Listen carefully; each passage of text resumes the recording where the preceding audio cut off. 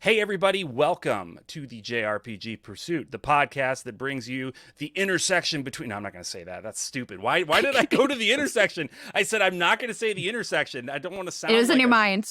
like a 50-year-old NPR host. Good Dude, just own golly. it. Own it. It's okay. All right, I should lean into it. I should just lean Just into lean. it. That's your vibe. I'm not cool. I've never been cool. I shouldn't pretend like I'm cool. All right, here we It's go. Hey, everybody, welcome to the JRPG Pursuit, a podcast all about JRPGs. Collecting, playing, you name it, we bring it to you. I'm Branden. I'm Abdallah. And I'm Emily. And this collective brain trust of JRPG experts, quote unquote, are here to, I don't know if we're, I don't know I don't know if we should call ourselves experts. Self-proclaimed. Self-proclaimed. at least Sure. what's the like an armchair expert. So I figured we would just begin by talking a little bit, just a little icebreaker, like what we're playing right now, and then we're going to get into our main topic of the day, which we want to talk a little bit about collecting strategies in the modern era, because collecting JRPGs in particular today is super different than it was even 5 years ago. But even if you go back 10 years, it's crazy different. Like, you can watch collection videos or collecting videos on YouTube from that era, and it's like, wow, they're finding these banger games at thrift stores for like $2. Amazing stuff. Not in the realm of possibility anymore. It is just not a thing. So we want to talk through with you all, what are some of the ways that we can still be collectors of this, frankly, ridiculously pricey genre of video games. But first, Emily, what are you playing right now? What's going on? So I've been trying to wrap up my Trails Through Reverie or Into Reverie playthrough. It's a very long game, but I'm thoroughly enjoying it. Just there's so much to do, and I want to wrap this up before I get into Daybreak here, which I played the demo, and I'm super pumped for that. And as an aside, I tried to do a visual novel along with the JRPG because I do feel like a lot of JRPG enthusiasts like visual novels because of the storytelling. So I just wanted to mention there is. So I wanted to mention I also started this visual novel that recently came out to the West. It's, I think, 20 years old now, but it's finally been localized. And this is Tsuki Hime. And I played Witch on the Holy Nights last year. So I'm looking forward to this sort of, it's not really a sequel, but in the same realm of that universe. Is it like, so the same universe, right? Because I knew they were connected to each other, but I don't know the whole story behind it. So they are pretty old visual novels, though. Yes. There's no interaction, I don't think. I'm very in the early stages of this one, but in Witch on the Holy Nights, there was zero interactions. It's all just storytelling with really great visuals from Type Moon.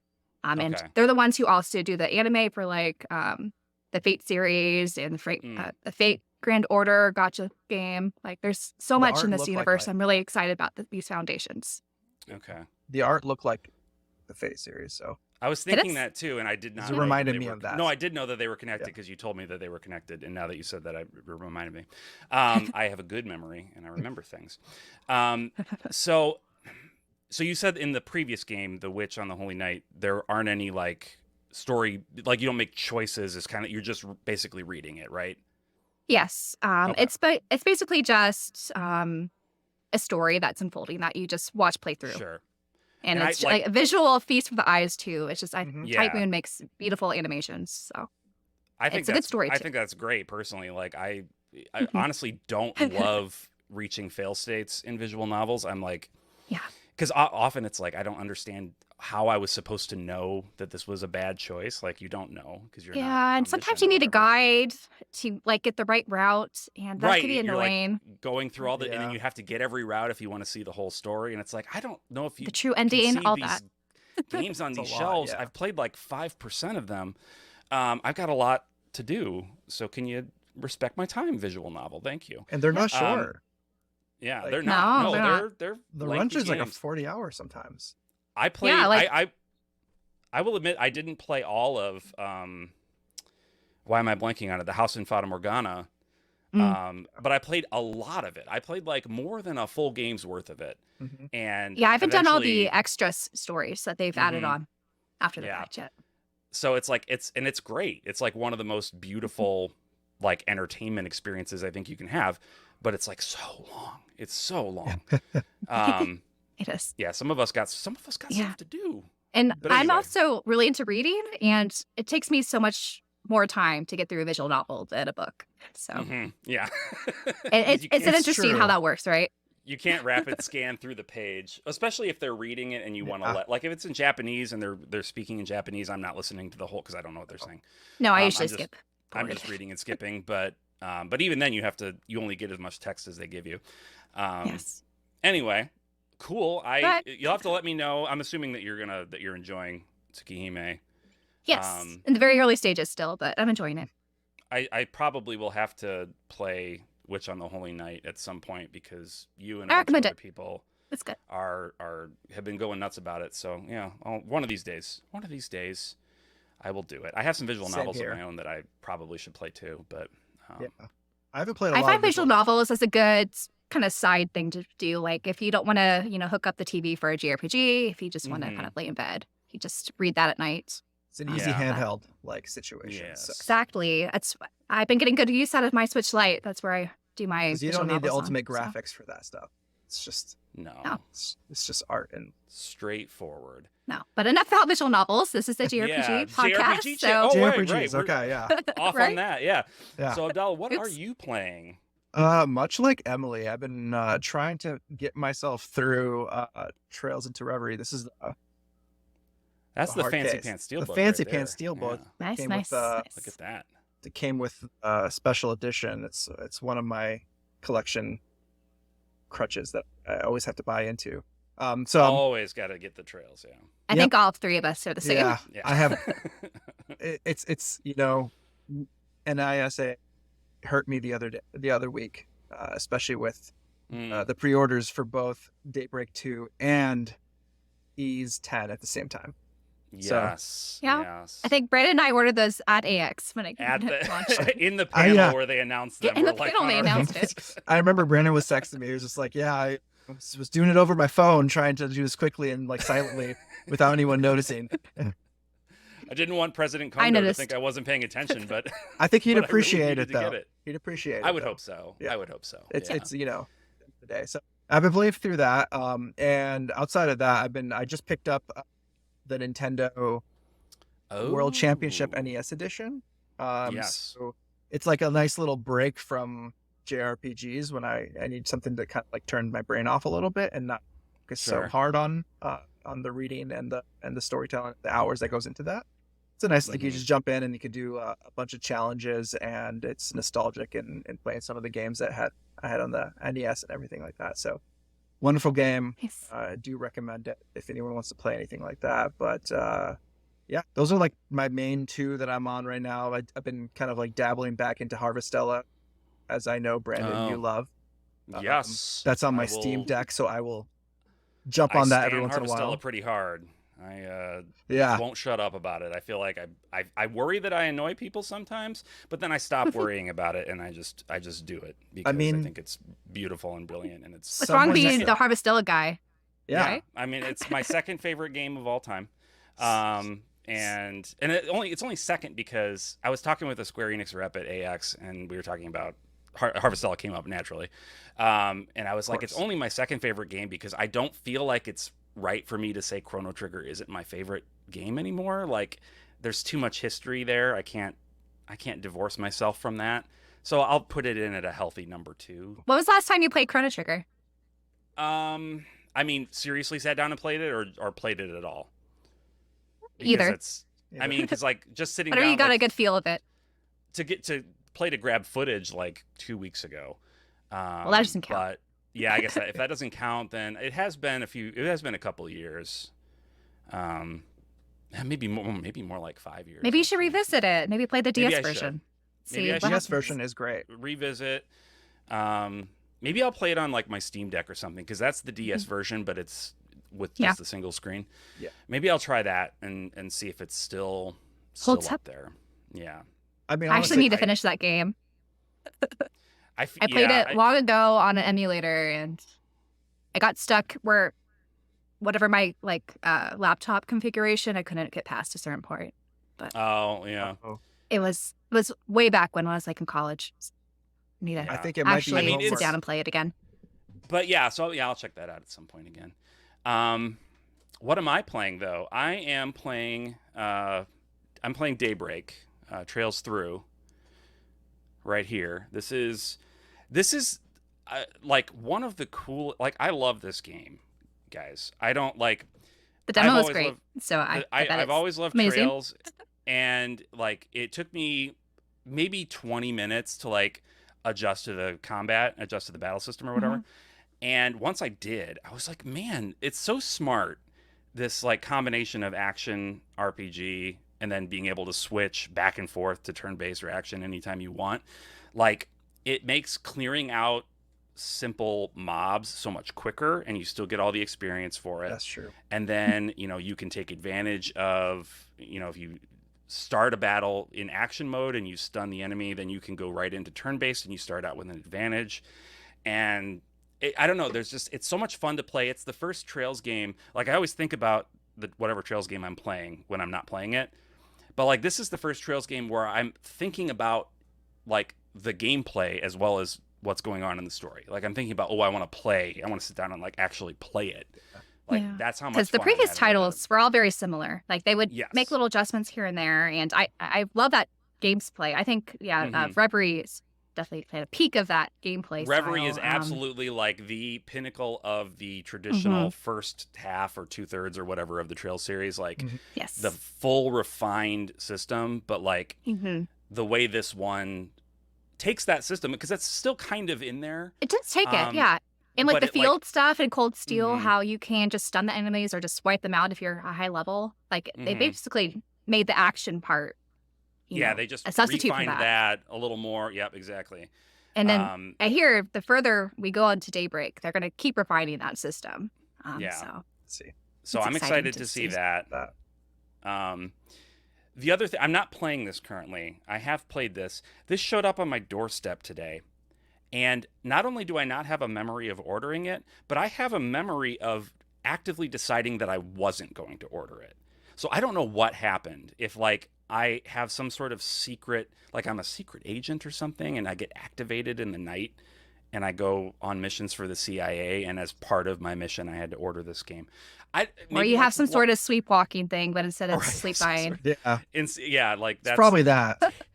I would rather be the CIA agent than have that, because it's already bad enough. It's already bad enough for me as it is.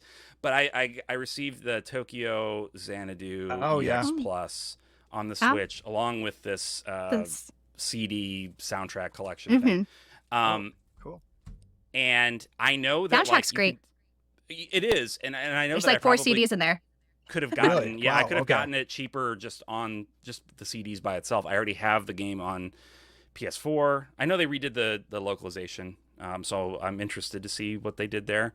And ahead of any sequel that they're coming out with, which I think they are working on a Tokyo Xanadu sequel, right? That's the rumor. They haven't confirmed it yet. Yeah. They haven't confirmed it, but But I think everyone knows it's happening. Kind of the worst kept secret in the Falcom universe.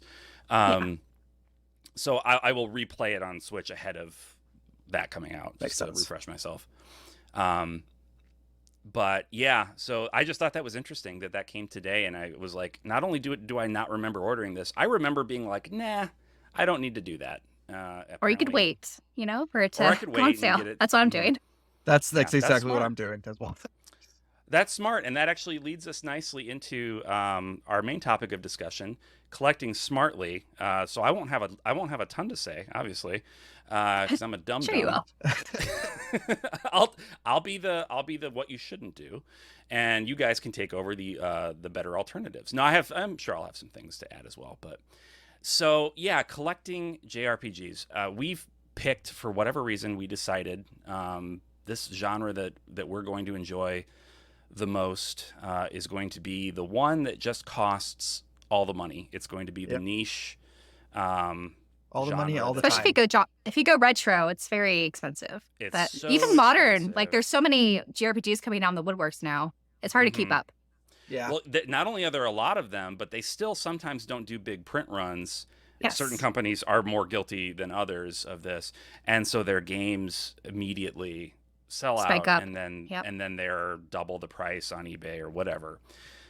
So you can really start to fall into a FOMO thing, which I Yeah. fully admit that I did for a while. Like I was scared that like if I don't buy this game right now, I might never get it. Or I mean, I could get it, like I could buy it, but like, am I gonna At what want to cost? spend? Yeah, am I gonna want to Yeah. spend $200 on this game that I don't even know if I'm gonna like? So I would rather.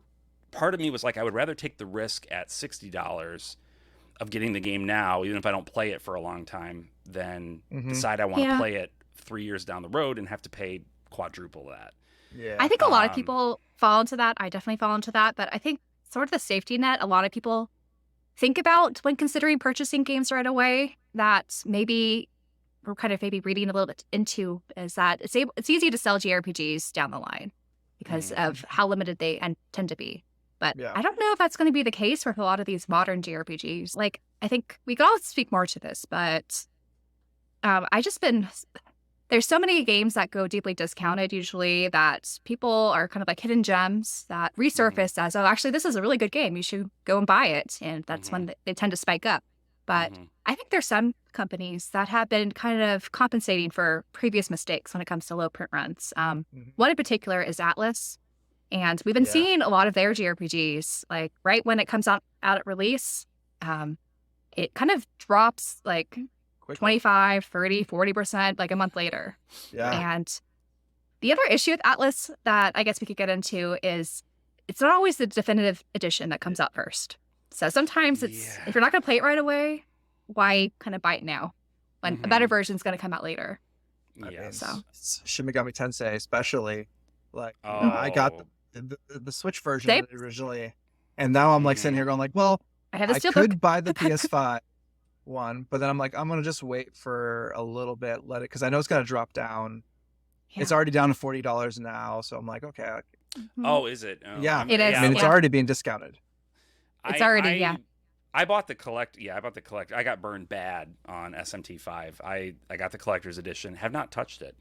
Have not. Yep. I opened it. I had the bag on display. I feel that bag, and it's like, oh, why did I do that?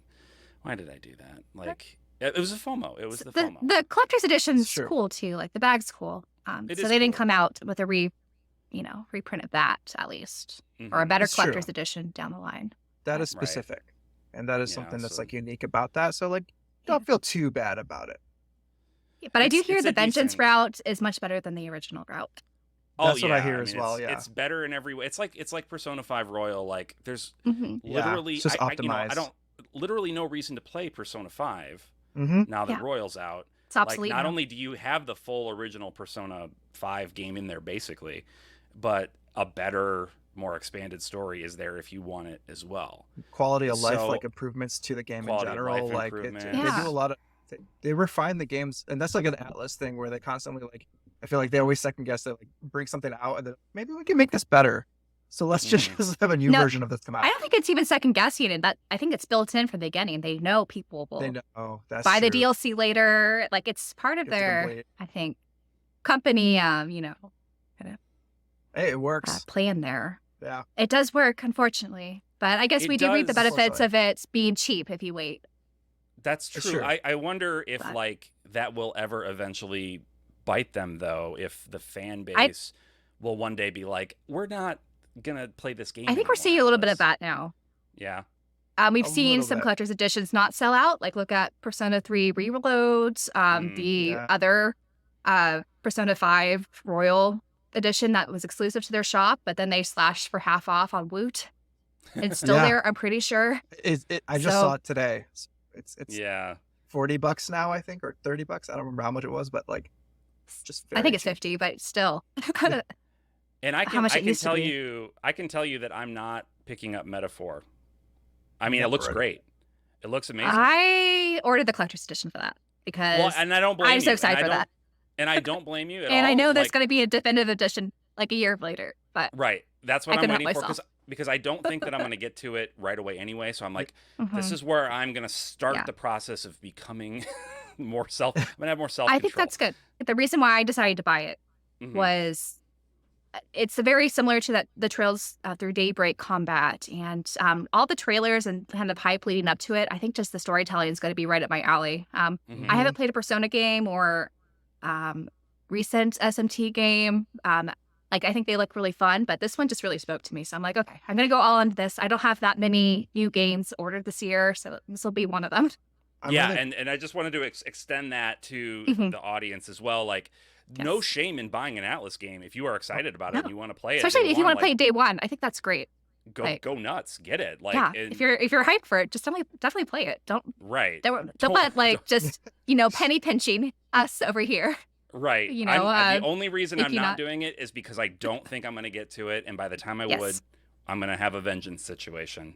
I mean, look at the backlog. Like, I have like a list of things I need to get through before I get to. Even though, like, I do agree, Emily, like, this game looks incredible. I'm so pumped for it because, like, I'm excited for some Atlas that it doesn't take place necessarily in a school.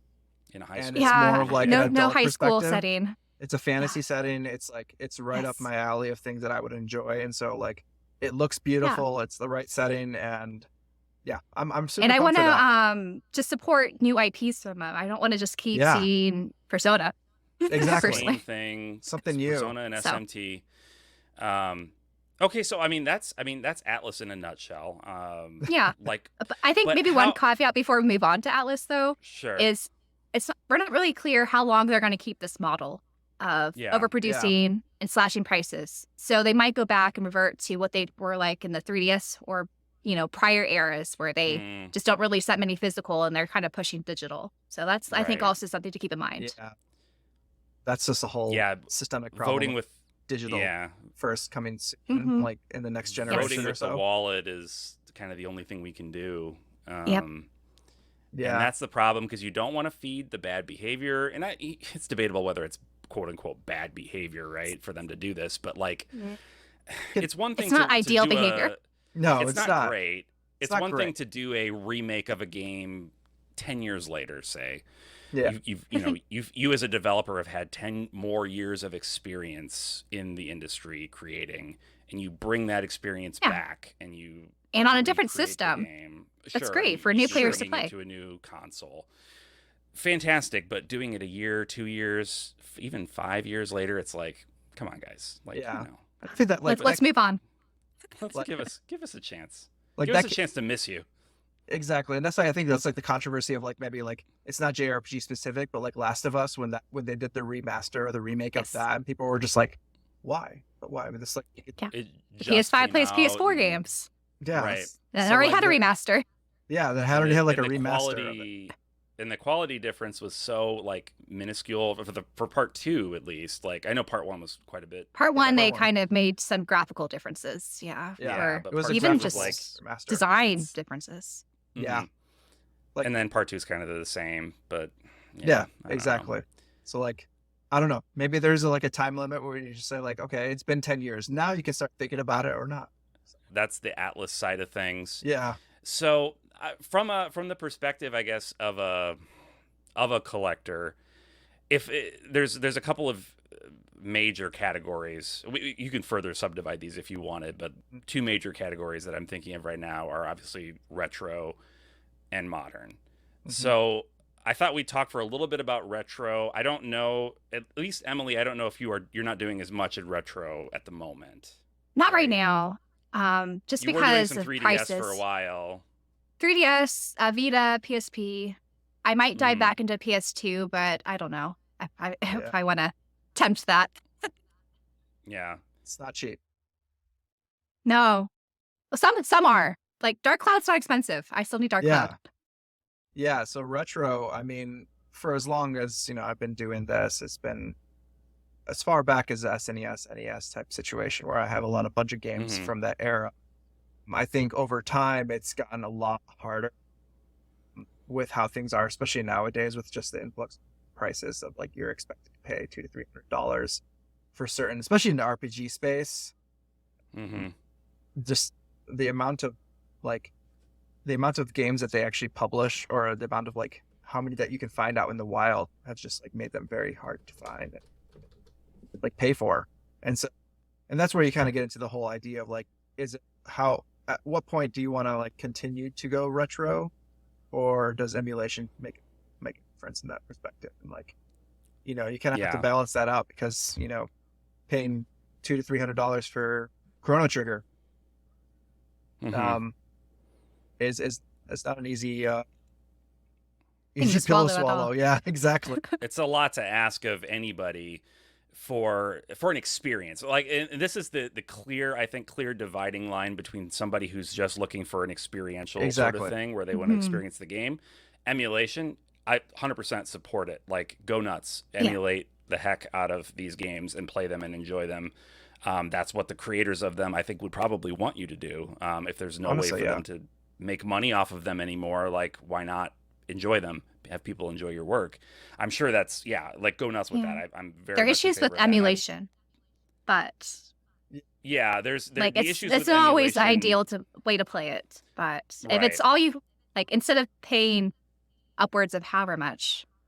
right. Like, for example, I have some history with Harvest Moon. Like, it was a game that I played on the Super Nintendo. I think we only rented it. We didn't like Yeah. we didn't. I never owned it. So we rented Harvest Moon, and I like it was super cool, and it was very different, Mm-hmm. and especially for the time, I would love to own a copy of Harvest Moon. I Mm-hmm. have I think almost every other game that I enjoyed as a kid, I have regathered Purchase, together yeah. for the Super Nintendo. The only Super Nintendo game I kept from childhood is Chrono Trigger. Mm. And Final Fantasy VI, I guess technically Yeah. I've had for a long time. The rest of them I've repurchased over the years. And when I got started doing it, collecting retro, it was still not cheap. It wasn't like 10 or Yeah. 12 years ago when you could go to a flea market and just go nuts and get Those are days. 20 JRPGs for $1 each or whatever, you know. Uh, that wasn't my experience, but I could go to stores and get them for $40 or go on eBay if stores near me didn't have it, and I could get them for reasonable amounts of money. Yeah.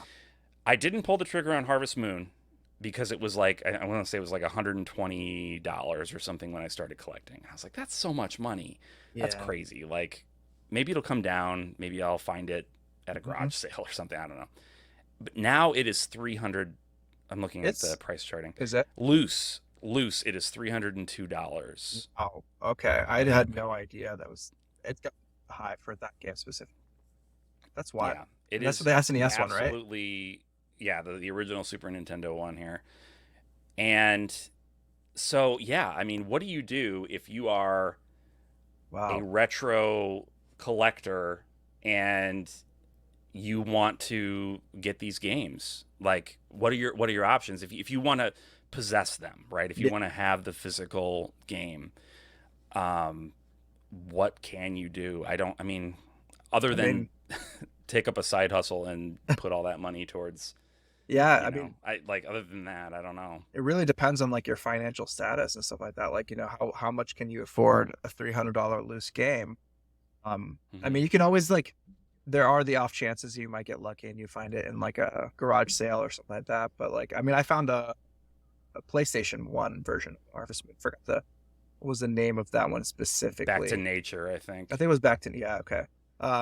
I found that one in a garage sale like years ago, Hmm. for like a couple of bucks. And, Yeah.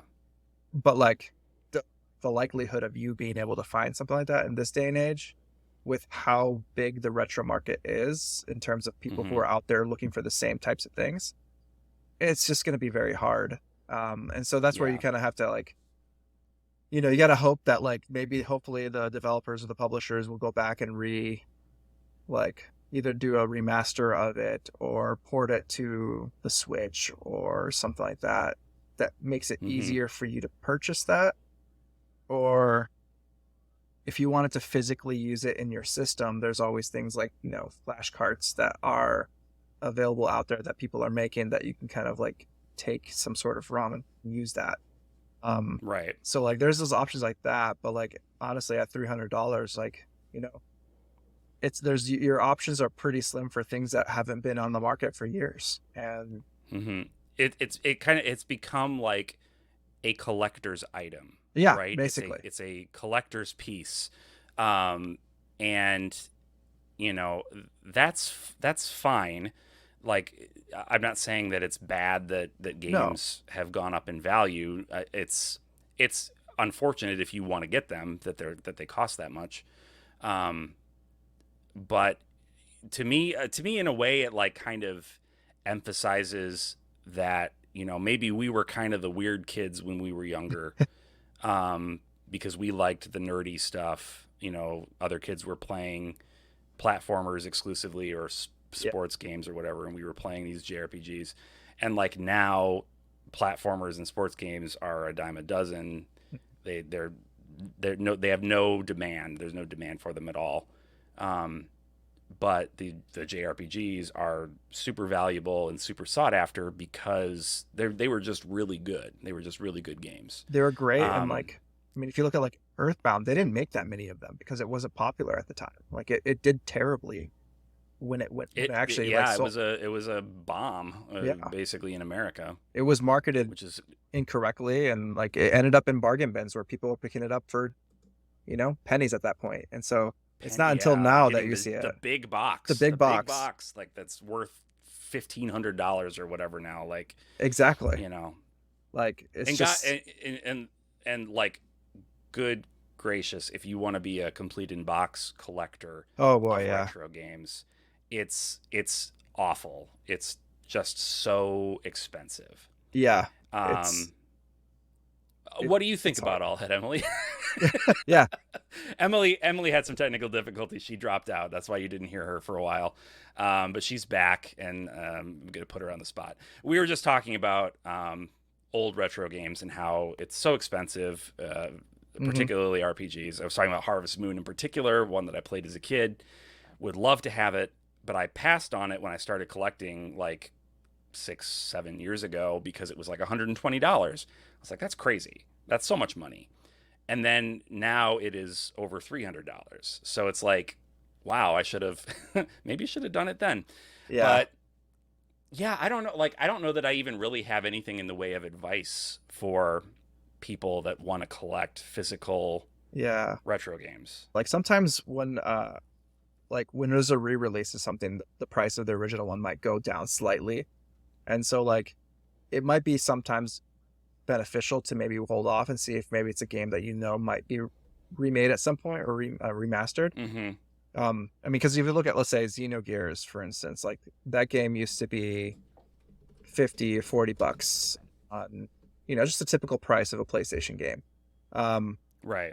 And it could, just because it was also on the PSN network. But then it was removed off the PSN network at some point in the last, I don't know, 5, 6, 7, 8 years. And now it's skyrocketed up to, $150, $160 game. And so, I mean, there's some aspects where you kind of see where things start to fluctuate depending on whether there's an opportunity to purchase a version of it now. So there's always an aspect of that's things. a really good point. That's a really good point, because I was just looking at Super Mario RPG. You guys hear me now? Sorry. Yes. Oh, welcome back. Good. Yeah, I was just looking, as you were saying that, I was looking at Super Mario RPG, and a year ago, that game was over $100 loose. After they put out the remake, it's like almost cut in half, the price of the game on the aftermarket. Yeah. So keeping an eye out for remakes or remasters on modern consoles of these classic games that you're interested in, if you can hold out and you're waiting for that to come down in price, that might be a good time to look, because chances are it's going to start to dip. Yeah. Though the question is, would you see yourself, if the reason why you're wanting to get this game, is it to play or is it to own physically? Or is it to own? Just and as like a, Yeah. that I think you have to distinguish like what camp you're in before you start spending money on that. Because the remake or remaster might just be easier to play, than bring out the old console and last longer, depending on, that's the big thing. Like some people are such hardcore physical, not even like, and collectors is kind of goes hand in hand. with being a physical purchaser of games. Like, you are kind of collecting them, whether you're Mm-hmm. intending to or not. But like, for some people, it's an ownership thing, where it's like, I only want to Yes. play the games that I own, that I can take off my shelf and Yeah. put in and play. And that's fine. For me, I'm more of an artifact collector. So, and what I mean by that is, I'm happy to experience the game in whatever way is best and easiest. Mm-hmm. Like, because I also obviously really enjoy the experience of playing the games. But if I love a game a lot, I want to have some kind of physical artifact of that game. And with games, typically that means Yeah. the physical copy of the game or whatever. Question. Yeah. Would you take a physical copy that you have to rely on an internet connection for? Or this is more of a Yes. modern thing? But Yes, this is more you of a would, modern okay. thing, but yes, I would, because like I said, for me, the artifact is the thing that I'm interested in owning. The physical Mhm. thing that I want to own is that disc in that case. Maybe it comes with things, maybe it doesn't, whatever. It's on my shelf. I can look at it. Well, would you You say a know. repo case is similar? It can be, and I think for Mhm. It some can be. people, Yeah. some people who just want to have their shelves look a certain way, I think that that's Mhm. totally fine. It wouldn't be Or acceptable the less for expensive me. cardboard? Yeah. Right. Like, it wouldn't be acceptable for me, the kind of collecting that I want to do. Okay. Like, and it's all like, we're talking about stuff Fair. that's all like emotional. It's like, it's an emotional It's all subjective, response. right? It's Everyone's subjective going and to be different. emotional. Yeah. And so, like, for some people, the idea of having a physical game that's not all on there, that you need to have a download, it's like, well, what's even the point? I would just download it then. Yeah. And it's like, I understand that perspective entirely, but like, for me, there's something about just this indicator that this game was a part of my life in some way. It's like a Even if I- trophy I've heard people kind of a use, trophy. or Yeah. Yep. a memory that you could have physically, you know? That's Yeah, true. physical manifestation of an experience. Whether or not I'm even ever going to play that particular game again, having You it never know. still provides some sort of emotional Yeah. reaction in me. Yeah, if you have some sort of joy or attachment to it, no harm in Mhm. that. Exactly. So I like kind of shifting more in that direction towards modern games. Like, what are your opinions on the way modern games are released, and like the concept of being a collector in this era? So there's so many, especially JRPGs, that are released multi-platform. So I think as a collector, I like to get the better version if possible. Like, I know between Switch and PS5 right now, usually the Switch is not the best way, but if you Right. have a better experience, Yeah. for example, playing it handheld, and you don't want to rely on the, PlayStation Portable to have that experience, like, a lot of it's just coming down to picking which console you prefer to play the games on for me. And also, I do like the ownership aspect of collecting. Yeah. Just in case, because, with the backlog, it's going to take me years to get through this. And so I don't Right. rely on an internet connection if I kind of miss that window, For example, some of the 3DS games, I can't access some of that DLC now. It's gone. Yeah. Unless It's just gone. exactly, unless I want to, Hack your. play a different way Yeah. than physically. Right. Yeah. And that's kind of like, and I know you, like, Emily, you bring it up in your own YouTube channel and in your videos, like what's like fully on the disc and what's not. Sometimes when you're talking about going through your games and Yes. stuff like that, and that's something that I think is like very important when you're looking at this type of situation. I think it's good to be hyper aware of that. Exactly. For sure. Because some patches you don't necessarily have. Sometimes they're just nice performance patches, or Exactly. they fix a typo. And that doesn't necessarily hinder my experience if I don't have that Mhm. without an internet connection, Yeah. So I think it's good to be aware of this. And there's some great resources now that kind of share public knowledge, or really collective knowledge of a lot of these games, Yeah. and how well they would work in the future without reliance on the internet. Exactly. Mm. I mean, with the Xbox servers going down on the 26th, which is, a few days, it's those things you days gotta kind of from be now, For mindful. 360, Yeah, for 360.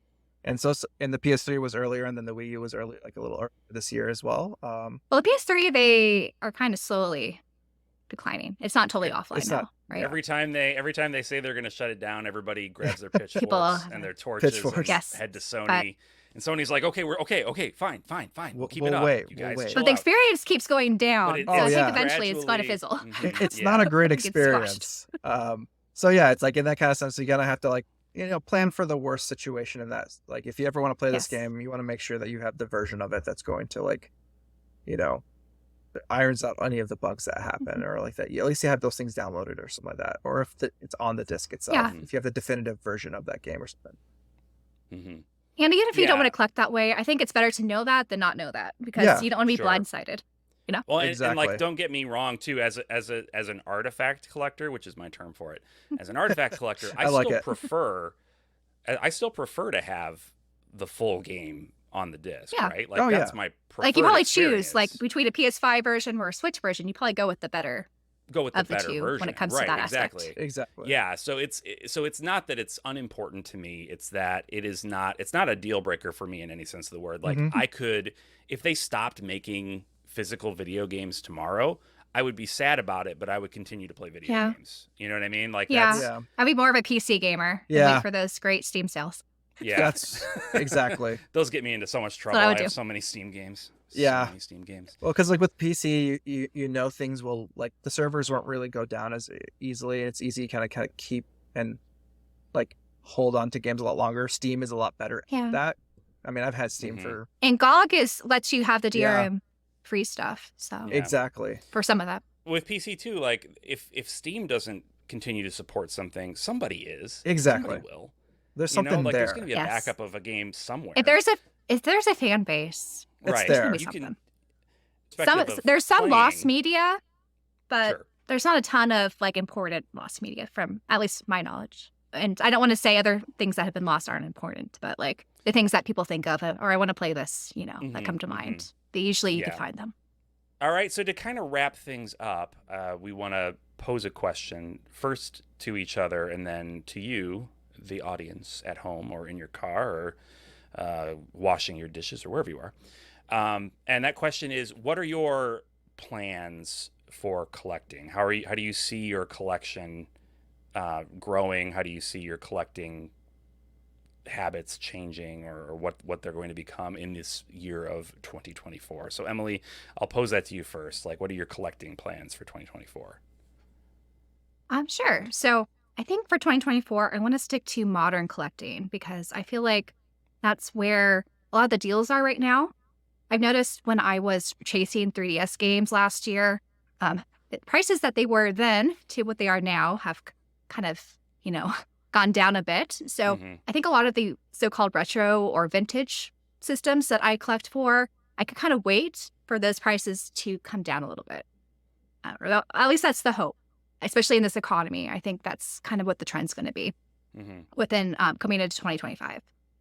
But for now, I kind of want to wrap up my Switch collecting a little bit and just get a lot of my prioritized games, just in case we kind of run into some low print runs where we don't see reprints of them. And so I want to secure those before it's a little too late. And I kind of made a video alluding to this before, but I definitely kind of want to have that mindset for the rest of the year. Yeah. And also grab some of my collector's editions that I'm excited for, like Ease 10 and a few others. Yeah, I'm kind of like in the same boat right there.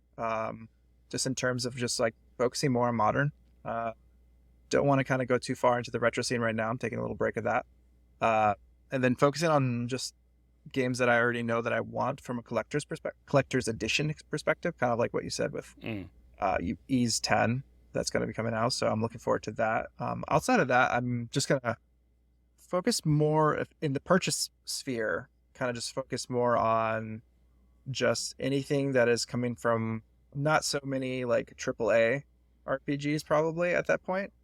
Because I know with the, as we talked about earlier, it's like with the AAA RPGs, it's a lot easier to get your hands on those later down the line rather than waiting till then purchasing it right away. So that's kind of like my goal is to kind of start looking at like what are the main games that I do want from like the low print runs that you might, well, not necessarily low print runs, but you might expect to have lower print runs than AAA, and then just kind of put more focus on that for the rest of the year. Yeah, I think that's where I'm going. Things. Right. You're never really at risk of a Square Enix game No. becoming hard to find. Like, Well, there are some. Look at the first Dragon Quest Builders on the Switch. You can't find that. That's true. And was is it it the just P- on Like the there's Switch that some it's a little niche problem? titles. and the Yes, the Switch is a problem for some of those. and the I PS5 wonder why that is version in of particular. was it Final Fantasy VII Remake Intergrade, which is Yeah, near impossible no. to find now. For remake, yeah. Yeah, because it was That like was Yeah, and they a- didn't reprint it, No. That was surprisingly. such a goofy situation. So you have to be careful. yeah. I was So kicking you never myself know about that. actually. And there was like a period. Yeah, you can only speculate so much. Well, and I find that when I speculate, I am 100% of the time am wrong. So if you want a bellwether for Just do the opposite. do the opposite of what I'm doing, and you will be fine. You will be good. For me, like I have kind of collected myself into a corner as far as retro goes. I've purchased everything, not everything, but like most of the things that I ever would have wanted. From the NES all the way up to the, say, like the PS3 is kind of retro now, right? It's vintage retro. Yeah, it's like, so I have most of those games. The ones that I don't have that I might still want are the ones that are priced so way out there that I'm like, I can't. I have bills. I could go into debt for this, but like, is that wise? We're adults. Why We can't spend frivolously not? Right. all the time. Or yeah, all the time. All the time. Sometimes Yes, I do. all the time. Exactly. That's why I all added the that time there. I cannot. So yeah, I'm also kind of pausing on retro collecting for now, because like I think you mentioned, Emily, there's a decent chance that as the market shifts, some of these games are going to start to come down in price, because you always look at like who's turning 30. What generation is turning 30? The games that they were into, those are the ones that are going to spike. So like GameCube is crazy right now. GameCube is so expensive, and We're so seeing hot. Xbox 360 getting there. Xbox 360 360 is like on its wild way right there now. too. Yeah. Yeah, That's exacerbated by the store closing, I'm sure, but it is. Yes, definitely. It's just like the 3DS last year. Yeah. But like most of those people are probably not collecting NES or Super Nintendo games.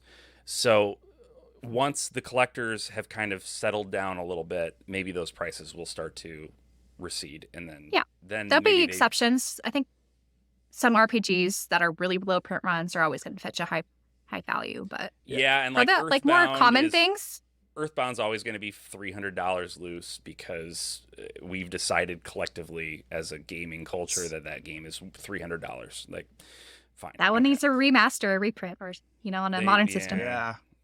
I think Instead they of can't one because day. they- Subjected to NOSO. I think One day. they can't because they didn't they sample It's online, the Beatles yeah. or something. They like Well, no, Did they it's take- available on NSO right now.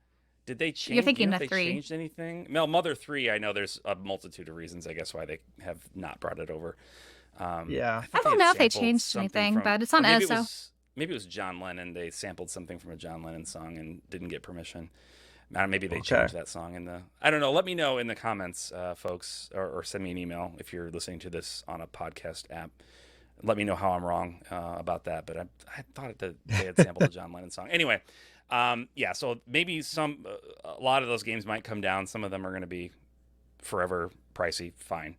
And I'm just going to focus on collecting modern games, and I'm shifting my perspective from I want all the collector's editions of every game that I'm interested in to I want collector's editions for just a handful of series that I really want to support. And for me, that's Trails, Ys, and Xeno. Anything Xeno. Whatever that becomes. I'm like that too. Let's fire Emma. Fire, of course. Yeah, I have the That's kind of my 2 core. I have the 2 Switch Fire Emblem Collector's Editions. I probably won't continue Collector's Editions for that series going forward. I still enjoy it, but I don't think that I need to have the Collector's Editions. But those 3 I series, think it's good to be selective. Yeah. maybe I the agree. Tales of, just because I have all the Tales of Collector's Editions released so far, and I would be like, am I okay stopping? I don't know. Yeah. Maybe. Depends on what Bandai Namco does for their continue. Are they going to would you get the statues? Like that's Is what it they've been gonna doing with their be- collector's yeah, if editions. they're- maybe I would just get if they sell a statue separately, maybe I would just get a statue and buy the game as because usually the Japanese figure companies, they have nicer scales. This is true. Yeah. You end up with better That's statues. the route I would go personally. Yeah. So anyway, that's the question we want to pose to y'all as the listeners of this fine podcast. How do you see your JRPG collecting changing, if at all? Like, what are your collecting plans for 2024? Let us know. We would love to hear your thoughts on this. So please share with us. I think that's going to wrap it up. We're coming in right at our target time, and that's pretty surprising for a first go round. So, yay us! Sweet. Technical issues aside, I think it was a lot of fun. So thanks for yeah. hanging out, guys, for chatting. So, Abdallah, where can we find you on the internet? On the internet, that is something I'm working on, but you can find me on Twitter for right now. Remind myself of what my Twitter handle is. I never You don't actually often look have at to it. type it in, so yeah. Yeah. We can put it on the screen for you if you want. Oh, that's true. It'll be on the screen. That's true. It'll be on the screen. Follow There you go. Abdallah on Twitter where the thing says, and I will do my best to not typo, and it will be correct. Emily, where can we find you? Well, I'm Orbology on YouTube, Twitter, and Instagram, and some other places, but those are the 3 I mostly frequent. How about you, Brandon? Excellent. I can be found on YouTube at Just the Gems. That's my JRPG channel. On social media, I went the boring route and just used my name, Branden Johnson. Spelled with an E, by the way. A lot of people get that wrong. Mhm. Brandane. Brandane. Brandane. Brandane. See, he's fancy like that. Branden, yeah. So Branden Johnson at Instagram and Twitter, and are there other ones? Instagram and Twitter are kind of the main ones, right? That's where I'm at. I feel that's all we got right now. We made other accounts, but we don't use them. I don't know. Other alternatives, right?